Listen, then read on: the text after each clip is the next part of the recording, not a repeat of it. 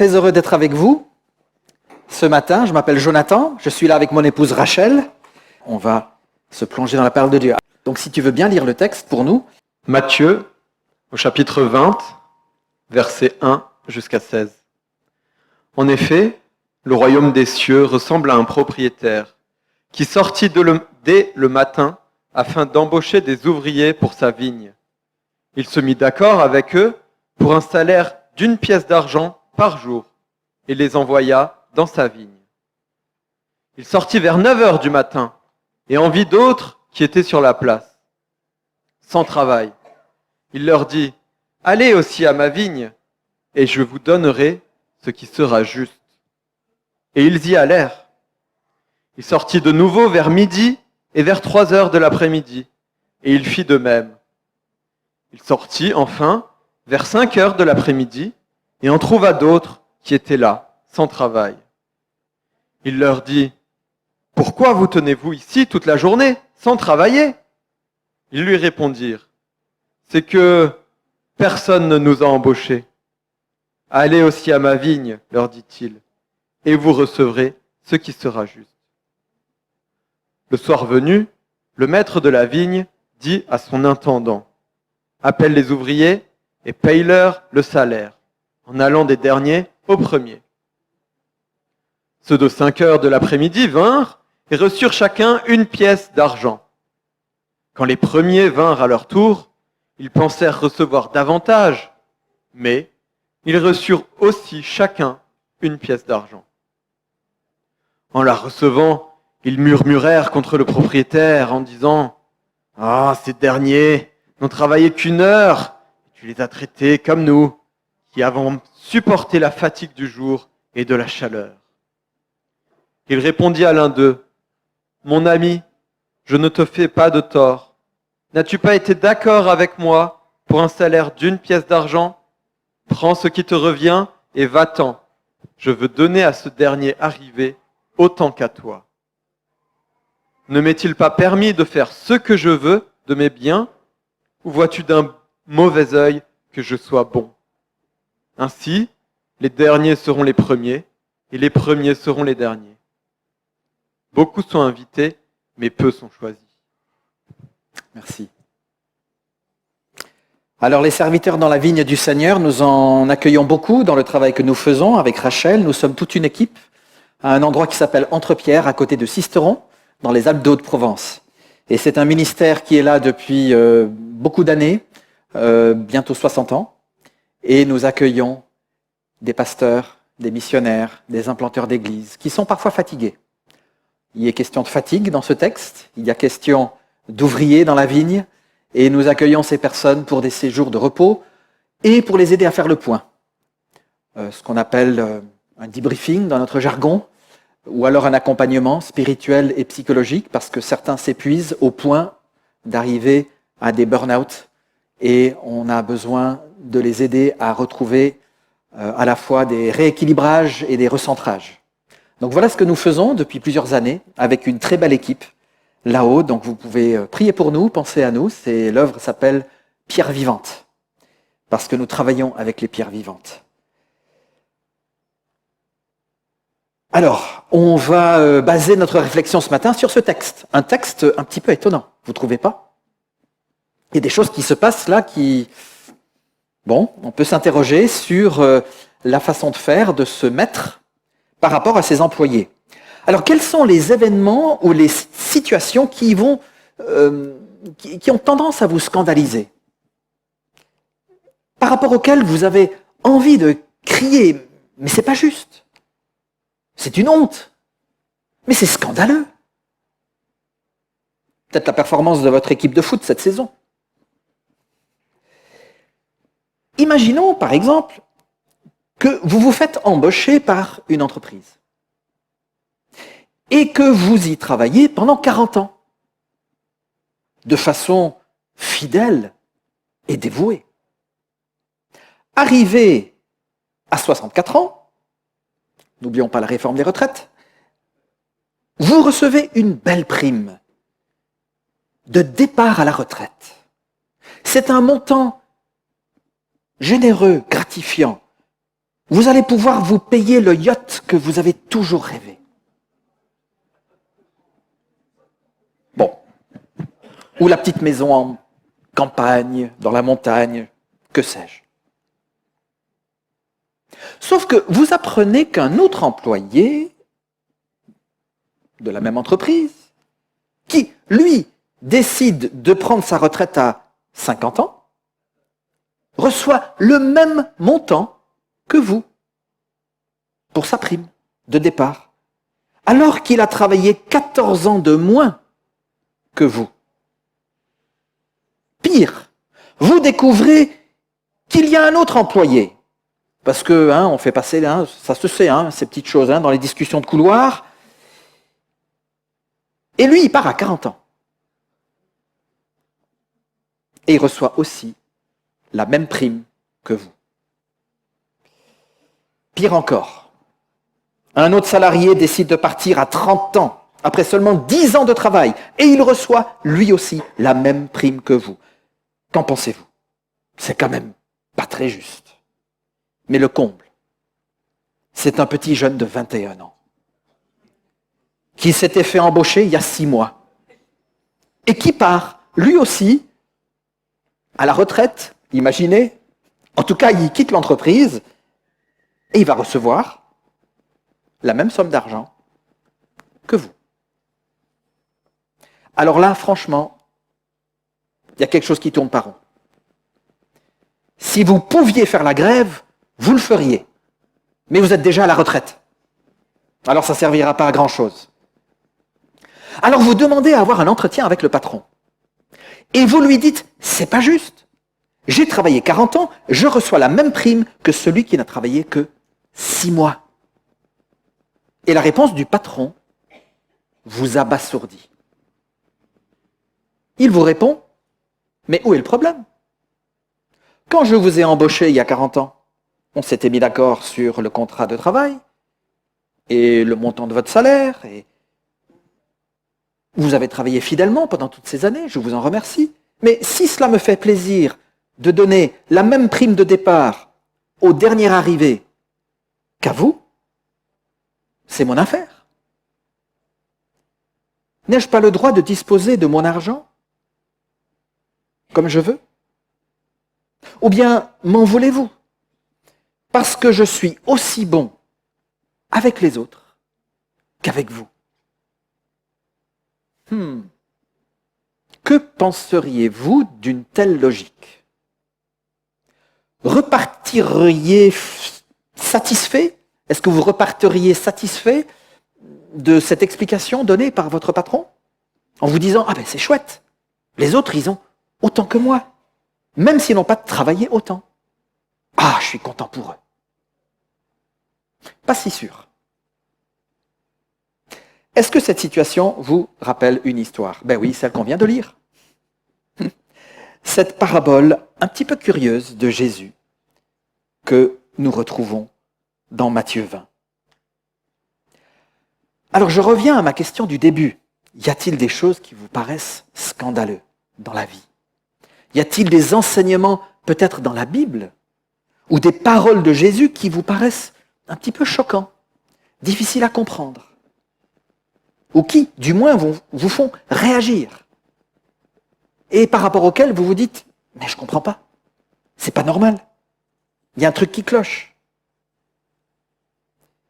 Et cela peut être le cas par rapport à ce que nous venons de lire. Peut-être que notre première réaction instinctive, c'est effectivement de dire, mais c'est pas juste. Celui qui a été embauché à la fin de la journée reçoit le même salaire que celui qui a travaillé toute la journée. Ce n'est pas équitable. Ce n'est pas conforme au droit du travail. Quel est le sens de cette histoire? Qu'est-ce que Jésus veut dire par cette parabole? Je crois que la première chose à noter, c'est que chaque fois que Jésus dit ou fait quelque chose qui nous bouscule, qui nous surprend, c'est qu'il veut nous communiquer quelque chose de fort, qui vient percer nos a priori, nos croyances, nos idées reçues. Et nous pouvons être sûrs que lorsque Jésus dit ou fait quelque chose qui nous interpelle, c'est parce qu'il veut changer notre conception des choses et notre vision du monde. C'est comme si Jésus s'introduisait dans la vitrine d'un magasin et qu'il inversait les étiquettes de prix. Pour que ce que le monde estime et valorise, l'apparence, l'intelligence, le prestige, l'influence, le succès, le savoir, la richesse, le pouvoir, pour que toutes ces choses-là soient remplacées par d'autres valeurs. Les valeurs de son royaume. Et c'est effectivement ce qui se passe ici. Jésus introduit cette parabole en disant « Voici à quoi ressemble le royaume des cieux. » Ah, tiens. Le royaume des cieux, ça ressemble à ça. Jésus veut donc nous donner une image d'une des valeurs fondamentales du royaume de Dieu. Alors, que veut-il nous dire? Les employés qui ont travaillé toute la journée, on le voit, ils sont indignés. Parce qu'ils sont payés le même salaire que ceux qui n'ont travaillé qu'une heure. Et dans leur esprit, une injustice a été commise. Eux, ils méritent plus que les autres. Et le maître répond, « Je ne te fais pas le moindre tort. Si cela me fait plaisir de donner au dernier arrivé autant qu'au premier arrivé, cela me regarde. Ne puis-je pas disposer de mon argent comme je le veux? Ou bien, m'en veux-tu parce que je suis bon? » Et les paroles du maître révèlent non seulement un système de valeurs qui est contraire à celui des ouvriers, mais elles révèlent aussi peut-être les sentiments de jalousie chez les ouvriers. Les ouvriers qui ont travaillé plus longtemps sont jaloux. Ils méritent mieux. Le maître devrait récompenser leurs efforts. Qu'en est-il de nous? Sommes-nous parfois jaloux de ce que Dieu a accordé aux autres, mais pas à nous? Pourtant, Seigneur, je te suis fidèle. Lorsqu'un frère ou une sœur dans la foi reçoit un exaucement de prière que nous n'avons pas reçu, lorsque Dieu accorde à l'un ce qu'il n'accorde pas à l'autre, au lieu de se réjouir de ce que Dieu a fait pour notre prochain, nous sommes peut-être tentés de crier au scandale et d'en vouloir à Dieu. Seigneur, pourquoi tu bénis cette personne plus que moi? Pourquoi tu ne réponds pas à ma prière comme tu as répondu à celle de l'autre? Pourquoi as-tu rétabli telle ou telle personne dans sa santé, mais pas moi? Pourquoi guéris-tu certains, mais pas d'autres? Pourquoi as-tu permis à l'un ou l'autre de trouver un conjoint, mais pas moi? Un travail qui lui plaît, mais pas moi, etc. Cette attitude de jalousie peut surgir aussi lorsqu'un frère ou une sœur dans la foi reçoit certains dons, certains charismes que nous n'avons pas reçus. Nous sommes peut-être tentés de nous comparer à eux. Oh, si seulement j'étais aussi doué que lui, si seulement je pouvais faire aussi bien qu'elle. Et le danger, c'est d'en vouloir au Créateur, au donateur, parce que les dons n'ont pas été distribués de façon égale. Et oui. En effet, je connais des personnes qui ont plusieurs dons, et dans plusieurs domaines, bien plus que moi, que ce soit artistique, manuel, musical, relationnel, organisationnel, intellectuel, linguistique, sportif ou autre, et que je serais tenté d'envier. Chaque fois que je perds une partie de pétanque, on a un terrain de boule chez nous, dans notre centre. Je me dis, oh, pourquoi j'arrive pas à jouer aussi bien que lui? Des beaux carreaux sur place, là. Oh, impressionnant. Bon, si c'est que ça, hein, que je suis en train d'envier, mais parfois. Et on en arrive peut-être à dire, mais pourquoi m'as-tu fait comme je suis? Je ne sais pas si vous vous êtes posé un peu cette question. Je ne pense pas que c'est une très bonne question à se poser, mais il y a des gens qui se la posent. Hein. Pourquoi, Seigneur, m'as-tu fait comme je suis? Et pas comme lui là-bas, elle là-bas, qui sait faire tant de choses. Parfois, puisque ce n'est pas très chrétien d'en vouloir à Dieu, on se met à blâmer les autres pour ce qui nous manque. C'est à cause des autres qu'on n'a pas réussi à faire telle ou telle chose. C'est à cause des autres qu'on n'a pas reçu telle ou telle chose dans la vie, ou telle promotion professionnelle, etc. On va même minimiser la réussite des autres. Oh, il a eu de la chance. Il était au bon endroit, au bon moment. Et on entretient une position de victime. Parce que pour les autres, ça se passe mieux que pour nous. Je crois qu'il y a ça qui transparaît un petit peu dans notre texte de ce matin. Nous sommes victimes d'un patron qui ose donner la même chose à tout le monde. Oh, ça va pas. Mais l'attitude de victime ne fait que de nous lier aux déceptions du passé et à un sentiment d'injustice. Les auteurs des Écritures nous rappellent que Dieu nous a accordé par grâce des dons différents. Romains 12, 6. Qu'il y a toutes sortes de dons, mais le même esprit. 1 Corinthiens 12, 4. Et que les dons accordés par Dieu sont distribués selon sa volonté. Hébreux 2, 4. C'est lui qui décide, mes amis. Par cette parabole, je crois que Jésus veut nous rappeler que Dieu est souverain. Laissons Dieu être Dieu. Laissons le maître être le maître. Laissons-le décider. C'est lui qui donne ce qu'il veut donner aux créatures qu'il a créées. Pas parce qu'il est injuste ou parce qu'il aurait des favoris. Ah oui, toi je t'aime un peu plus que lui là-bas, je te donne plus de dons.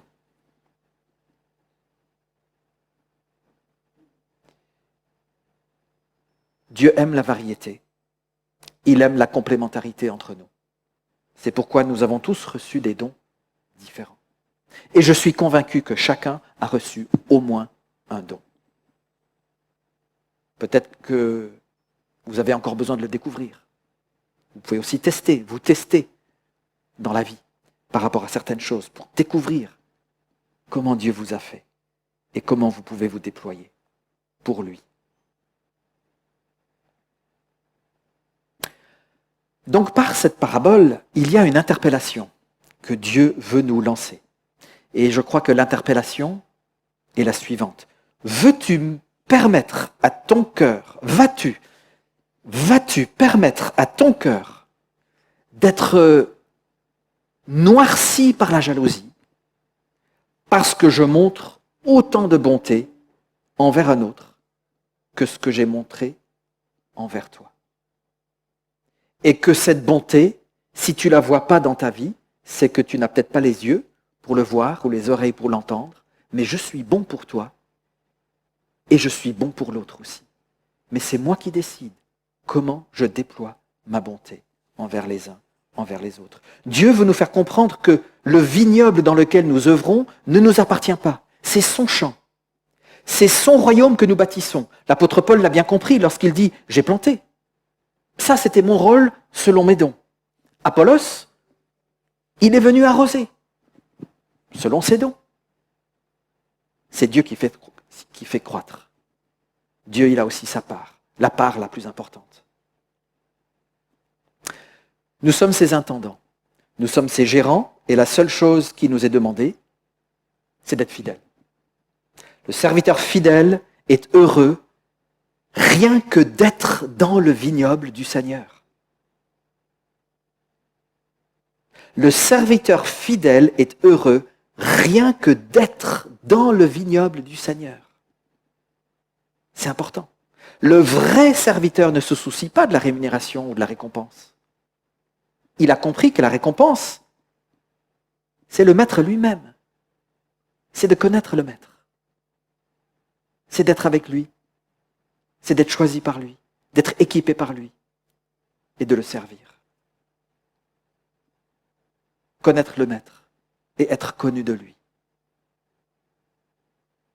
C'est ce qui motive le serviteur à faire ce qu'il fait. Nous ne sommes pas en compétition les uns avec les autres. Le prix ne revient pas à celui qui accomplit le plus de choses ou qui avance le plus vite. Il ne revient pas non plus à celui qui met tous ses efforts à être mieux que les autres. La récompense vient à celui qui poursuit avec fidélité la course qui est la sienne. J'ai ma course, tu as la tienne. Je fais une seule chose, dit l'apôtre Paul, oubliant ce qui est derrière moi et tendant toute mon énergie vers ce qui est devant moi, je poursuis ma course vers le but pour remporter le prix attaché à l'appel que Dieu nous a adressé, nous tous, dans l'union avec Jésus-Christ. C'est l'ouvrier qui manque d'assurance, qui est insécurisé par le succès des autres, qui a constamment besoin d'avoir la première place. C'est l'ouvrier ambitieux qui est préoccupé par le statut des autres et son propre statut.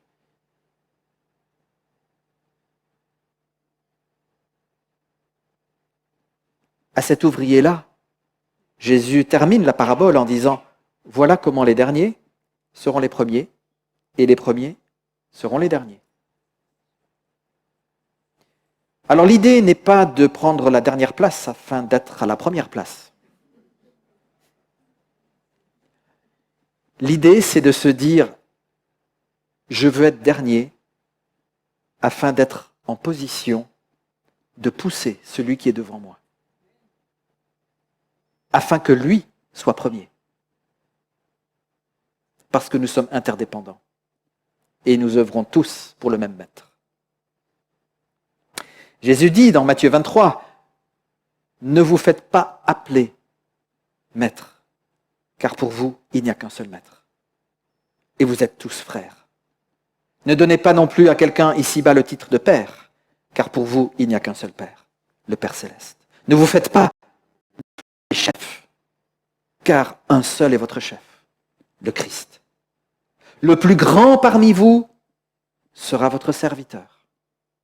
Car celui qui s'élève sera abaissé, celui qui s'abaisse lui-même sera élevé. » Ce sont les valeurs du royaume, chers amis. Ça, c'est quand Jésus vient dans la vitrine et il échange les étiquettes. Notre monde ne fonctionne pas du tout comme ça.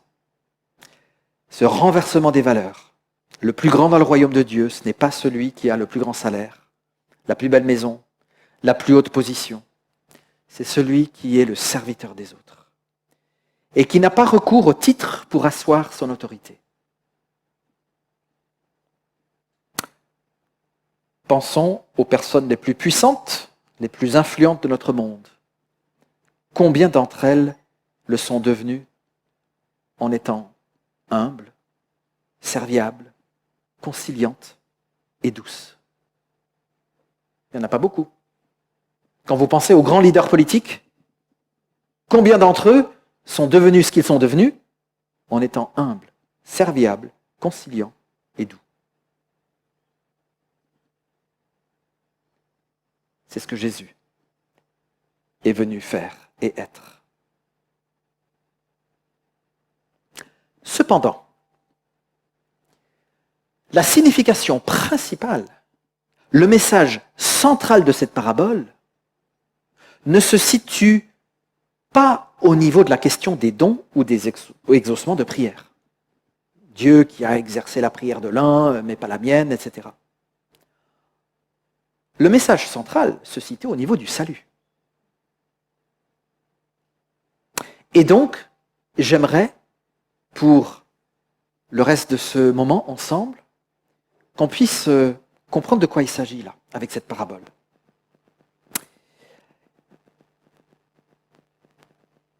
Lorsque j'habitais à Vancouver, sur la côte pacifique du Canada, je suis Canadien d'origine, je me souviens d'une conversation que j'ai eue avec un homme qui m'a dit « Je ne pourrai jamais être chrétien. C'est une religion injuste. Dieu va pardonner le pire des meurtriers qui se tournent vers lui? Non. C'est trop facile. Je ne peux pas accepter que celui qui est coupable de viol, de meurtre ou d'autres atrocités soit mis sur un pied d'égalité avec quelqu'un comme moi qui n'a pas fait ces choses. Chacun doit recevoir ce qu'il mérite. Et je ne peux pas non plus accepter que celui qui se tourne vers Dieu à la fin de sa vie, après avoir mené une vie déréglée, sans égard pour Dieu, soit sauvé comme celui qui a été fidèle à Dieu toute sa vie.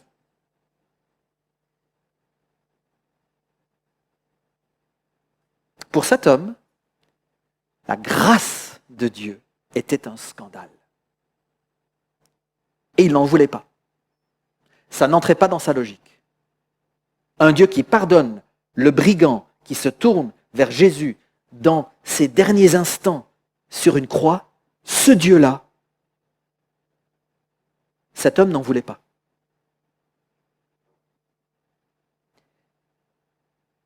Les ouvriers dans cette parabole de Jésus ont la même attitude.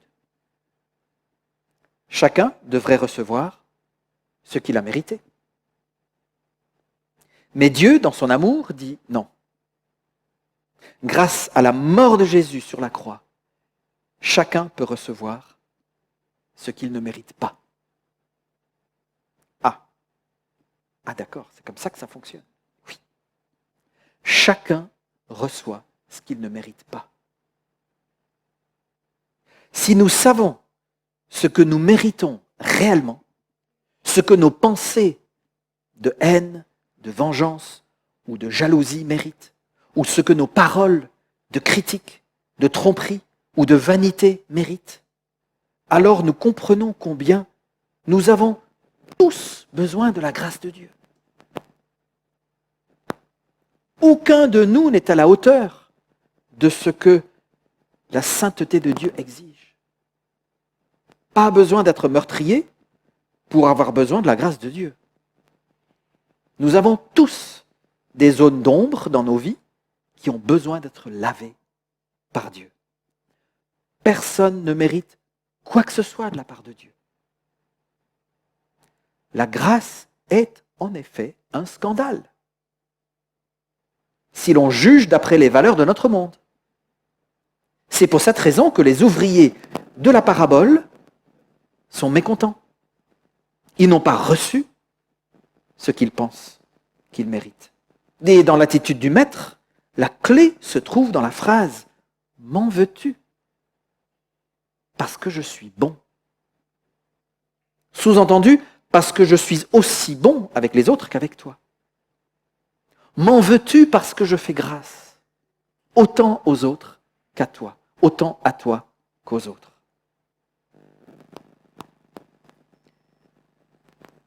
C'est l'attitude de Dieu envers nous. Il veut avoir le même degré de bonté avec tout le monde. Il veut être aussi bon envers le meurtrier qui se repent qu'envers l'enfant de cœur, qui, lui, n'a pas moins besoin de se repentir pour ses actes et ses pensées. Tous sont au bénéfice du pardon de Dieu, de façon égale, et heureusement, parce que tous en ont besoin, les uns autant que les autres. Scandaleux?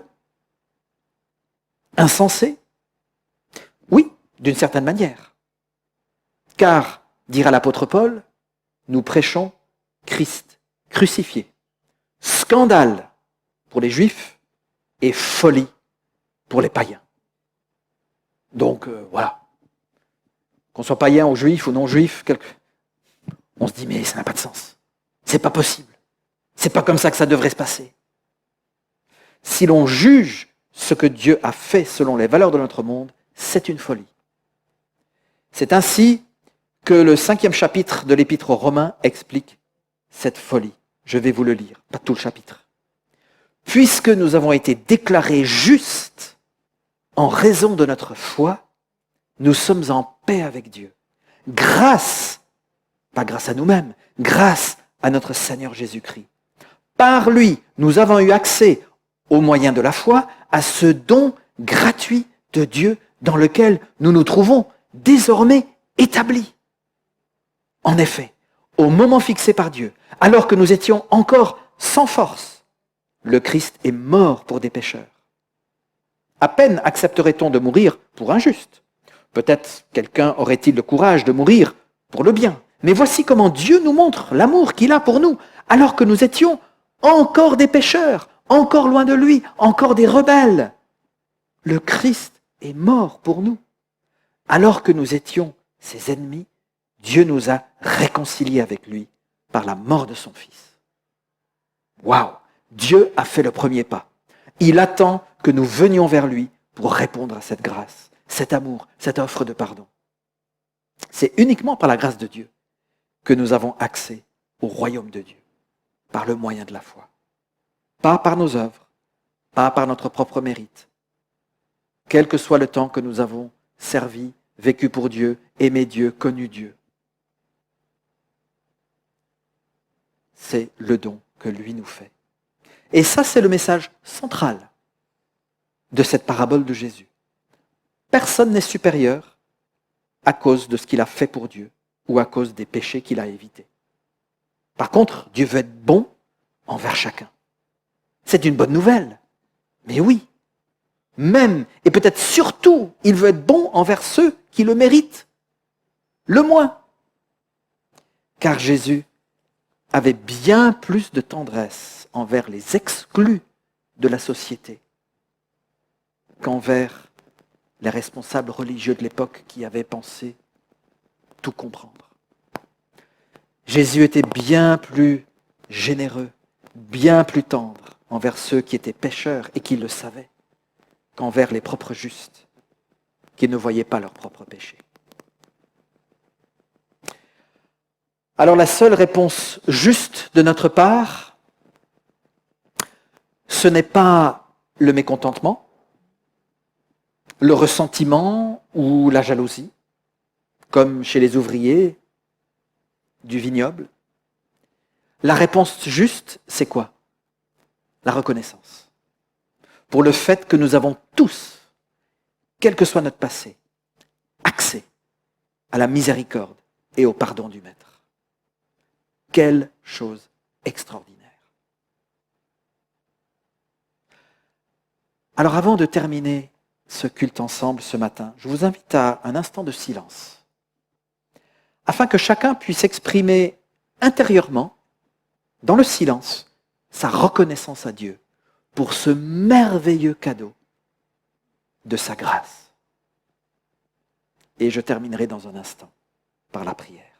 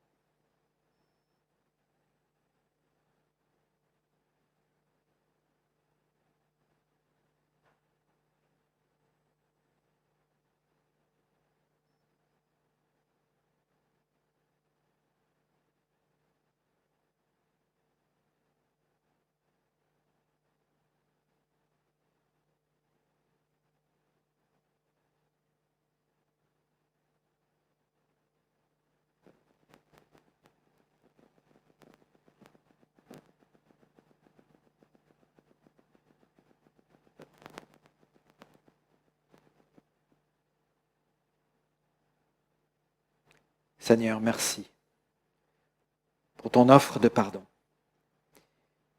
qui me libère de mon péché. Merci pour ta grâce qui me relève et qui me remet sur le chemin de la paix intérieure et de la paix avec toi. Donne à chacun ici de pouvoir saisir ce que tu veux lui donner selon son besoin particulier. Au nom du Seigneur Jésus. Amen.